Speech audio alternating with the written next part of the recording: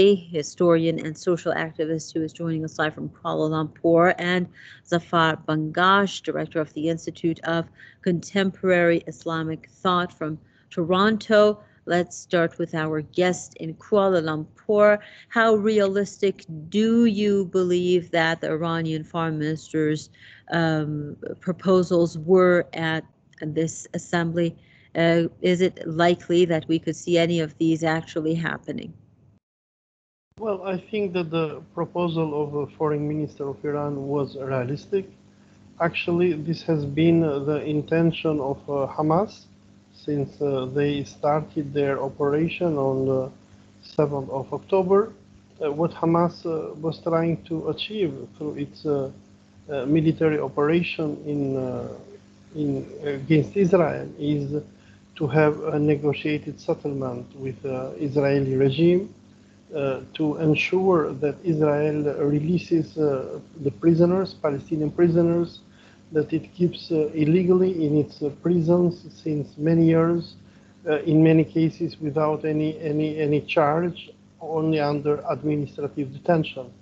I mean, the action of Hamas is a cry out of desperation that Palestinians are trying to make to Israel and to the international community in order to give an end to what Israel is doing against Palestinians since 75 years. And the offer by Iran is very realistic, but the question is if the Israeli government is going to accept it or not, which very likely I think is not.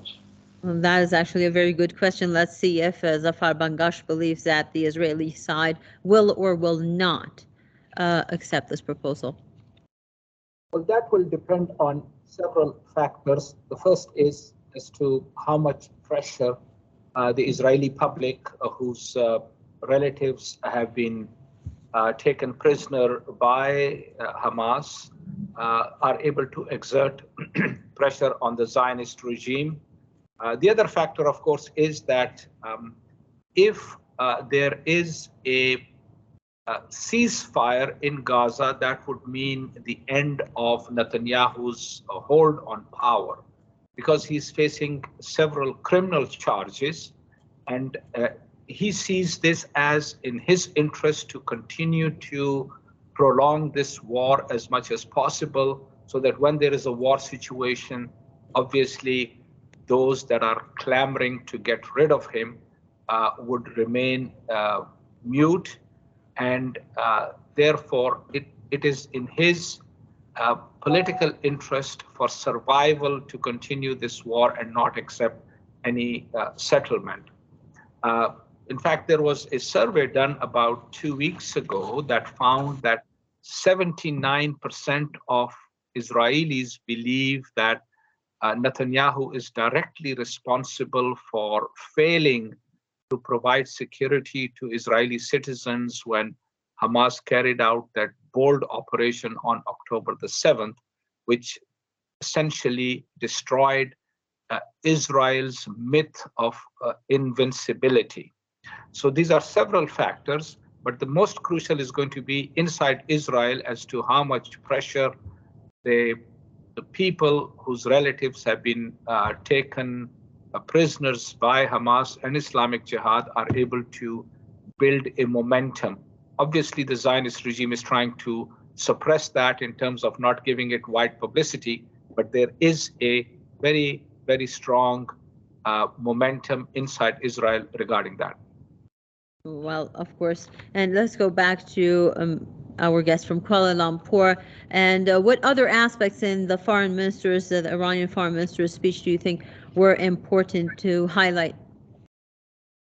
Well, the foreign minister, in a way, appealed to the international community to come to its senses and give an end to the massacre that the Israeli regime is doing nowadays against the Palestinians. Unfortunately, what we are witnessing a second Holocaust going on in Gaza, where we are seeing the Israeli regime, which is behaving like Nazi Germany. And unfortunately, the international law doesn't work. The Anglo-Americans who are siding on the side of Israel, they are allowing a repetition of what Nazi Germany did against Jews during the Second World War. Gaza has turned into a concentration camp. I mean, what the Germans did in their concentration camps in Auschwitz, in Mauthausen, the same thing is being repeated. But only the difference this time is that there is no world power that is coming to the help of the helpless Palestinians. Unfortunately, there is no Soviet Union. There are no allied powers to come to the rescue of Muslim Palestinians. I mean, the situation is really horrible, it's desperate. We're seeing with our own eyes how thousands and thousands of innocent civilians are being killed and massacred. And the Israeli regime, which is arrogant, it has gone against all the international conventions and laws. For people who follow the news, they have seen how the Israeli ambassador at the United Nations even attacked the Secretary General of the UN. I mean, Israeli regime is acting like Gestapo.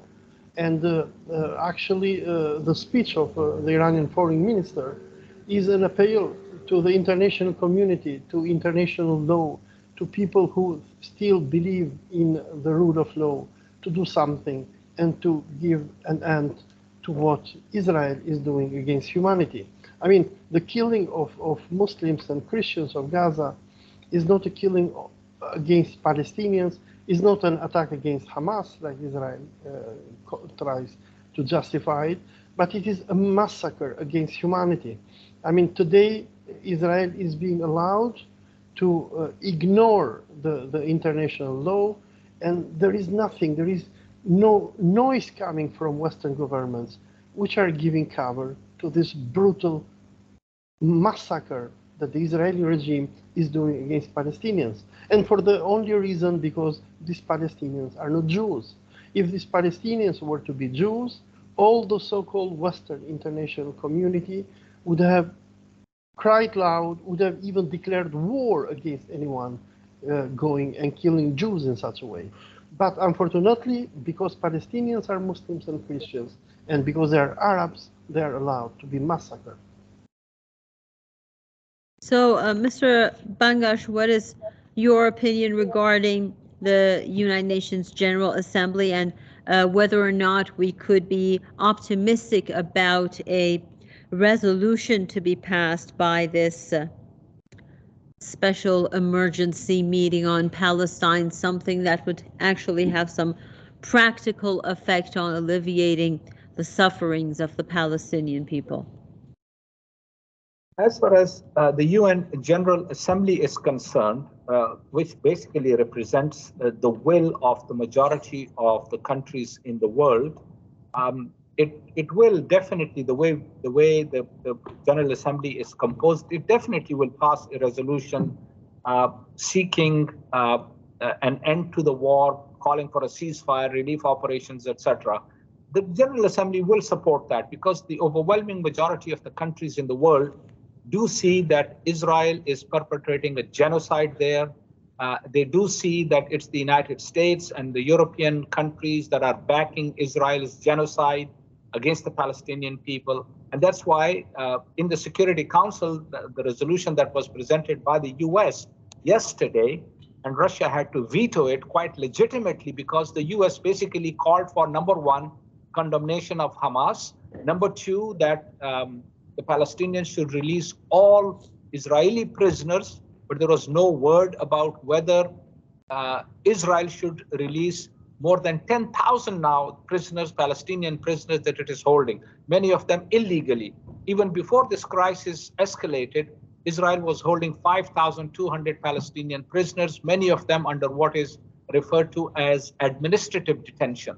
And since that time, Israel has added another 6,000 or 5,000 or almost 6,000, about 1,100 from the West Bank, 4,000 of Gazans who were inside Israel as workers. These have all been put in prison, and reports have emerged that Israel is not providing them food or water or medication. In fact, many of these prisoners are being tortured.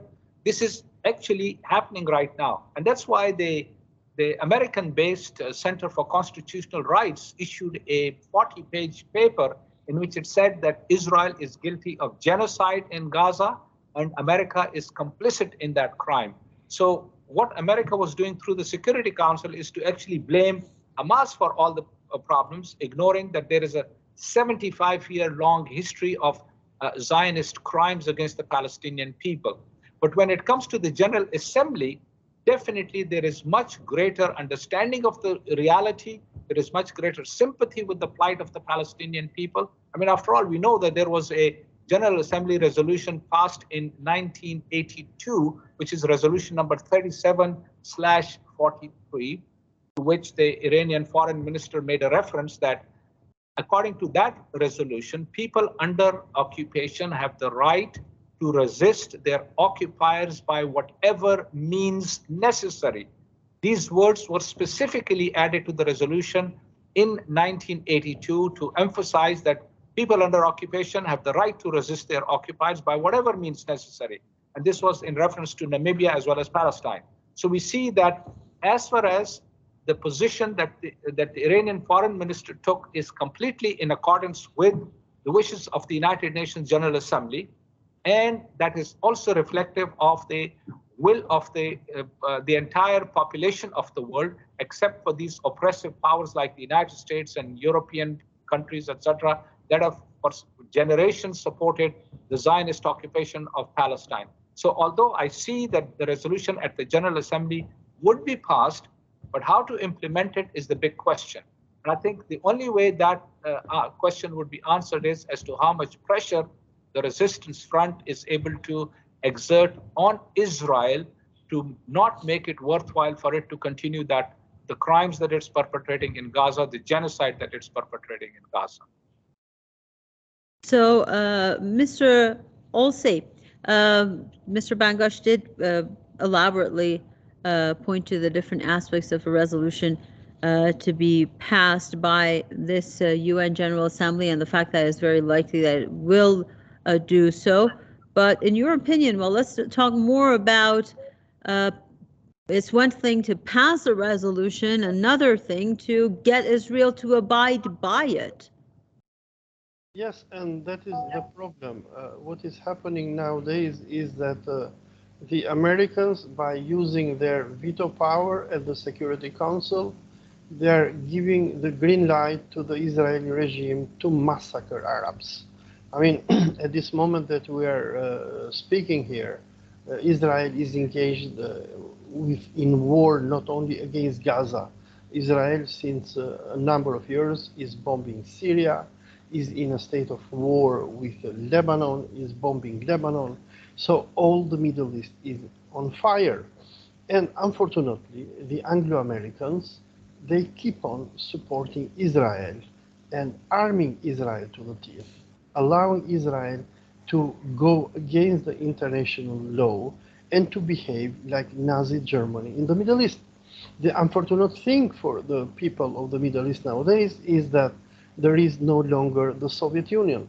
The Americans would have never dared to allow Israel to commit the crimes that it is committing today. Unfortunately, nowadays, the situation of our world is like the situation of in 1933, when Nazi Germany, and later when Nazi Germany left the League of Nations and Hitler was attacking and invading any country he wished in Europe. This is the same situation. Israel has the green light and the total support of the Americans.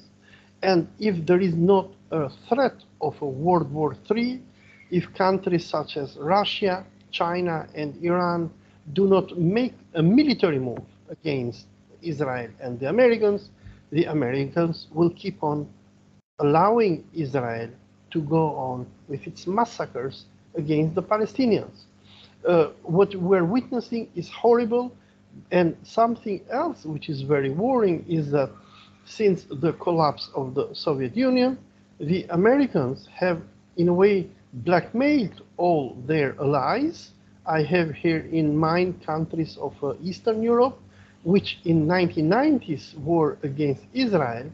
And if you see these governments now, with what Israel is doing in Gaza, all these governments of Eastern Europe have been blackmailed by the Americans to fully support Israel. If you see the prime ministers from Macedonia to Albania to Kosovo and to all the Balkans, they have all been forced by the Americans to come out with statements supporting Israel. The sentence that have come from all these governments, starting probably from Germany to Kosovo, is all these governments are saying that Israel has the right to defend itself. But what is happening now? There is no defense. Israel is implementing its final solution against Palestinians. It is massacring them. It is committing a genocide. And unfortunately, the other great powers of our planet, like Russia and China, they are not doing all they can, which I believe that they should do. They should threaten the Americans with the breaking of the international law and system unless the Americans remove their veto power at the United Nations Security Council and punish and put Israel under leash. I mean, what is happening is a crime against humanity.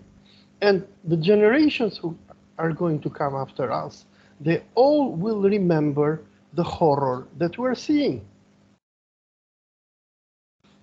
So, Mr. Bangash, the support that the United States is offering Israel, and something that Mr. Olsi also just pointed out, seems to be unconditional. Whatever Israel does, whether or not it is committing a war crime, which it is actually doing right now, what is happening in the occupied territories is a textbook example of genocide and ethnic cleansing based on what we've learned in university. So we also do know that according to the Leahy law in the United States, the U.S. government is prohibited from providing a government that is committing war crimes with support, particularly material support and logistical support. Yes, we know that the United States is doing that, and there are reasons for that. We need to understand as to precisely what the US is doing. Number one, there is a very strong pro-Israel lobby in the United States that acts as a blackmailer. It blackmails politicians in the US. And secondly, Biden also faces re-election next year, whereby he wants to get the support of the Zionist lobby in the US. So it's all cynical politics in which the Palestinian people are being slaughtered. A genocide is being perpetrated against them, although there are reports that in the US State Department, there are many officials that are not happy with this situation. They have expressed their disapproval of US policy because they see as detrimental to the United States in the long run. But unfortunately, Biden himself has confessed that he is a Zionist, and he's been a Zionist for many, many years, for 50 years, and that's what we are witnessing today. So we should not expect any better from the United States in the way it is perpetrating this crime. The Zionists are perpetrating this crime in Gaza, and in fact, indeed, in the West Bank as well, because it's not just Gaza that they are, of course, the Gaza tragedy is much bigger on the scale, but they're also perpetrating these crimes in.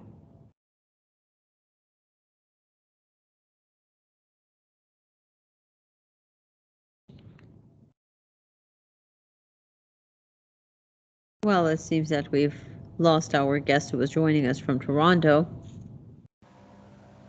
So I could hear you earlier, but I mean, I don't know what's happening now.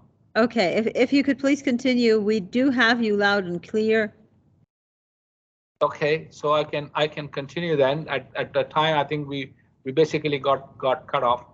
Basically, what I want to say is that as far as the United States is concerned, it continues to support Zionist Israel to the hilt with weapons, with diplomatic support, with political support, every which way, because of several factors. Number one, that all of these people in occupied Palestine, the Zionists in occupied Palestine, basically are from North America or Europe. And these are people that are basically of the same ethnic stock as the people in North America or Europe. And we know that there is a long history of genocide that the Europeans perpetrated in North America. And so what Israel is doing is virtually the same thing as what these people did in North America 200 years ago or 300 years ago. Secondly, there is an immediate situation with respect to Biden. He's facing re-election next year. And obviously, the Zionist lobby in the US is very powerful. They blackmail all the politicians. And so Biden is basically playing up to the Zionists, their support. He's trailing in the polls. And if his numbers remain what they are at the present time, then definitely he will not be re-elected. And that's what's playing into this. So for the sake of his own re-election, he is prepared to allow the genocide of the Palestinian people. That's what's being played out right now in Gaza. Okay, so Mr. Olsey from Kuala Lumpur, we do also have reports that Israelis have been carrying out airstrikes on their own, on targets that belong to their own people. That is basically because they believe that it would be better for the Israelis to die than to be held captive by Palestinians. Well, this is a possibility. We have to remind ourselves of something. The position of Israeli Prime Minister Benjamin Netanyahu is very weak at the moment. There is a popular anger in Israel against Netanyahu, and Netanyahu, with what he's doing now against Gaza by massacring Palestinians, he's trying to play the card of extreme nationalists in order to save his head. What happened on October 7, 2023, number one, it was a miracle for the Palestinian and the Islamic resistance, because actually the war that Zionism is waging against Islam in Gaza, it didn't start today. It started in 1917 with the infamous Balfour Declaration and the British defeat of the Ottomans. This war continued during the Cold War and after the Cold War. I mean, what the Americans and on behalf of Israel have done since 1991 with the destruction of Iraq, of Syria, of Libya, of Yemen, of Sudan, all these are part of the project of Israel to totally, and Americans of course, to totally destroy Islam and if possible to remove the Arabs from the Middle East in order to fulfill the fake Zionist prophecies of Eretz Israel, of the greater Israel, which aims to wipe out Islam and the Arabs. So, I mean, what Netanyahu is doing today is an act of desperation. Netanyahu, if he can, he's going to kill even his own mother in order not to go to jail for the corruption charges that are against him and for losing power. And on the other hand, we have to understand something, that the operation of October 7 was probably the first time since the creation of the State of Israel in 1948 when the Zionists, they finally understood that they are weak. I mean, the strategy of Israel since its creation in 1948 has been then when it deals with the Arabs and the Muslims, it uses brutal force, it uses Nazi tactics in order to terrorize their opponents. And as an advisor of Prime Minister Benjamin Netanyahu mentioned to us at University of Toronto in 2012, this strategy has worked. Most Arab regimes, they have gone for peace with Israel. They have surrendered. But what is happening now in Gaza is that Palestinians today, they're acting like the Jews when they were surrounded by Hitler in the Warsaw Ghetto. The Palestinians are ready to die to the end. Their motto and their slogan is death or victory. And this is the reason why Israeli regime is so desperate. This is the reason why Netanyahu is doing what he promised, that he will turn Gaza into a rumble. So he is destroying Gaza, he is killing everyone, he is massacring the civilian population, and if possible, Netanyahu is going to kill even his own Israelis in order to save himself. Nevertheless, this will not break the Palestinians. Yes, Netanyahu is going to massacre thousands of Palestinians. He tried to, if possible, to deport these Palestinians to Egypt, but the Egyptian government doesn't accept that. And now he is killing as many people as possible. But the big question is that what will come next?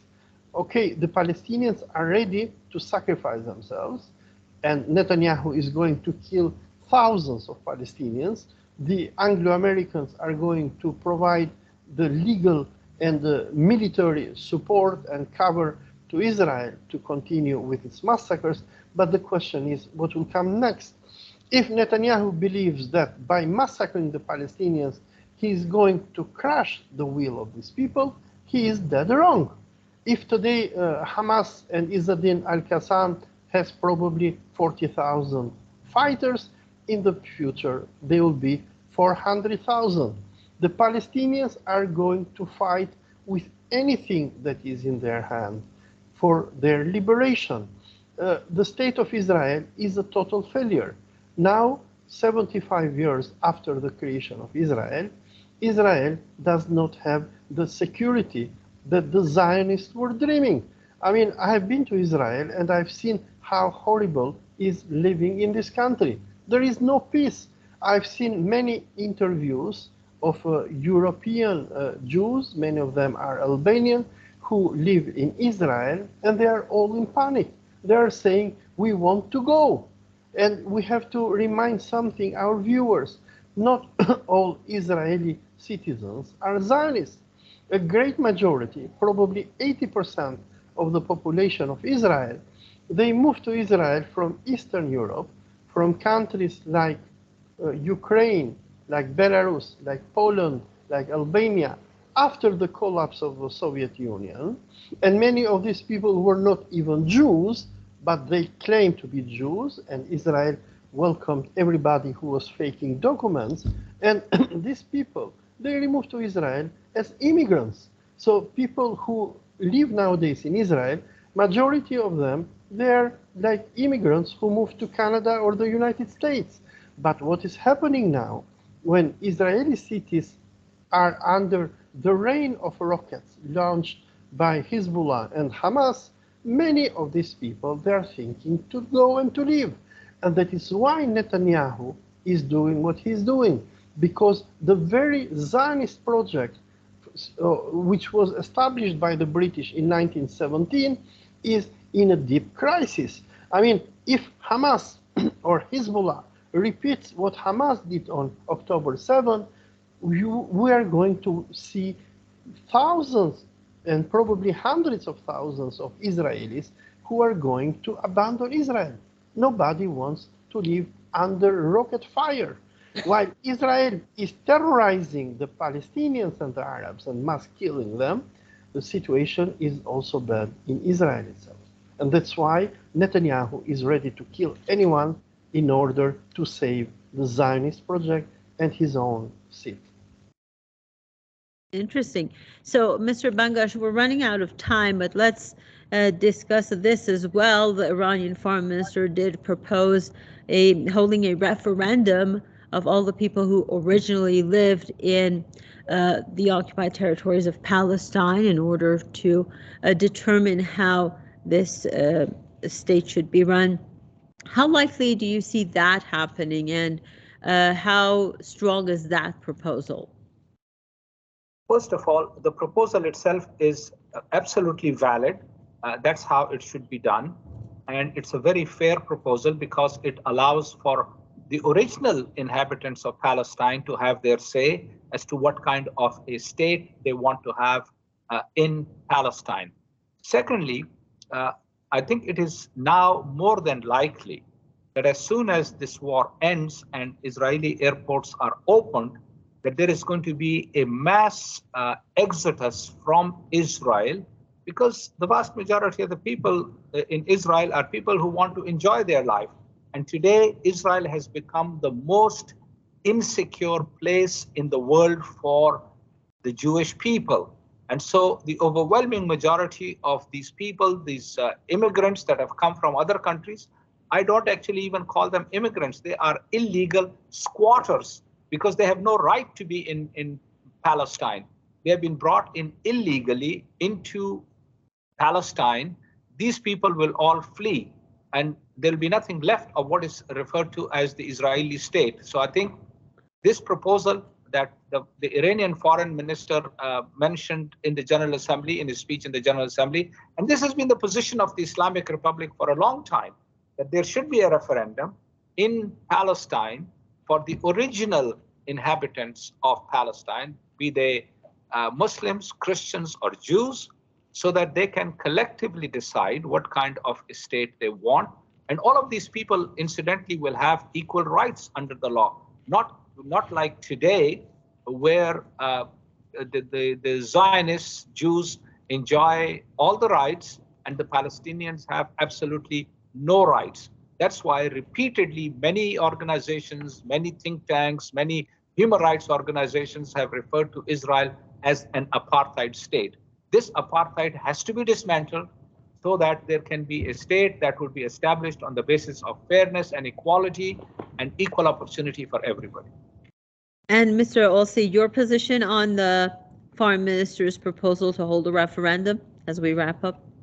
Well, the proposal that the Iranian foreign minister gave was a proposal that was done years ago by the late Muammar al-Gaddafi of Libya. But we have to understand something, that Israel will never accept to become a democracy.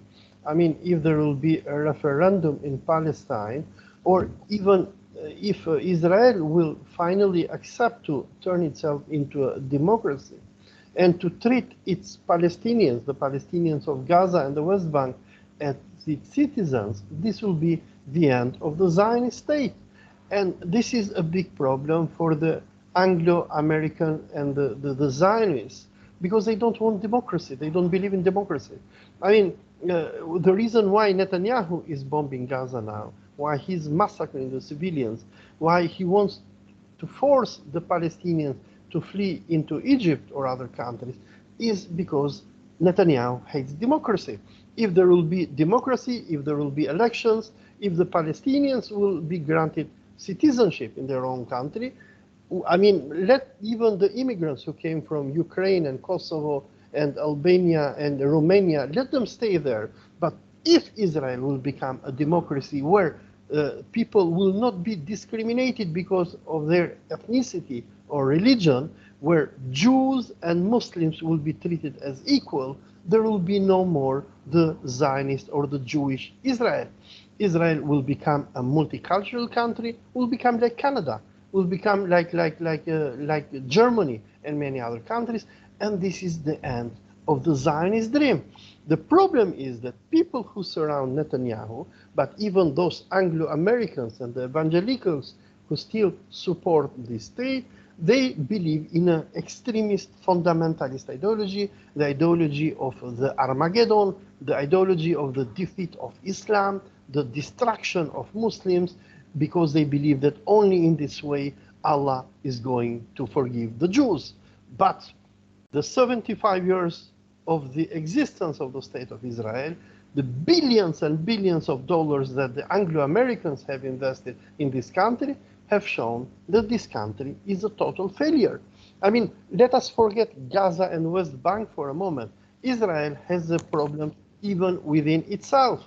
I mean, there are millions of Palestinians or Arab Israelis who they do not accept the fascist state that Israel has established. And for as long as Israel refuses democracy, this country and this region will always be at war. But at the moment that Israel will accept to become a democracy, that will be the end of Zionism, and Jews will become normal citizens of the Middle East, like our Muslims, Christians, and other people. And the Zionists, they do not want this, because they are supremacists. They believe that they are better than the rest of humanity. Thank you very much, Olsi Zajanji, historian and social activist, joining us from Kuala Lumpur, and also Zafar Bangash, director at the Institute of Contemporary Islamic Thought, joining us live from Toronto. Thanks to both of you gentlemen for sharing your thoughts and views while we are observing the tragic developments on Gaza and the Gaza Strip and the incessant Israeli attacks on the besieged territory. Thank you for watching.